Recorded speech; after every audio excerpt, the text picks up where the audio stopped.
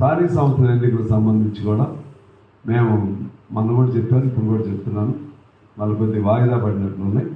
ఆ వాయిదా పడినటువంటి ఎన్నికల తర్వాత అయినా ఒక మంచి ఆలోచనతో కాంగ్రెస్ పార్టీ చేయకపోతే కాంగ్రెస్కి నష్టం అవుతుంది. ఇక్కడ రాష్ట్రంలో సరే చిన్నగా వాళ్ళ ఎకానమీ కొద్దిగా గాడిలో పడుతున్నట్టున్నా ఇంకా చాలా సమస్యలు ఉన్నాయి. రైతులు కానీ ఇటువంటివన్నీ కూడా ఉన్నాయి, హామీలు ఉన్నాయి.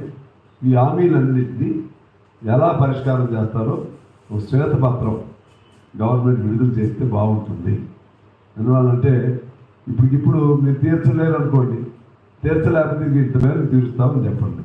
ఇప్పుడు బకాయిలు ఉన్నాయి, చాలామంది బకాయిలు, ఏది విద్యార్థులు ఫీజు రియంబర్స్మెంట్ ఇవి, హాస్పిటల్స్ ఇవి, కాంట్రాక్టర్లు ఇవి, చిన్న చిన్న వేతన జీవుల వేతనాలు, ఇవన్నీ మీరు ఏం చేయాలి, అవసరం కొద్దిగా అప్లై చేయండి, తప్పదు.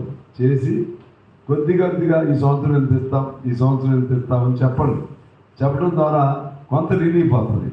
అసలు ఏమీ ఇవ్వకపోతే వాళ్ళని ఊపిరాడకుండా అనేక మంది ఆత్మహత్యలు కూడా చేసుకునే పరిస్థితి వస్తుంది. అది ప్రభుత్వానికి మేము చేస్తున్న సూచన.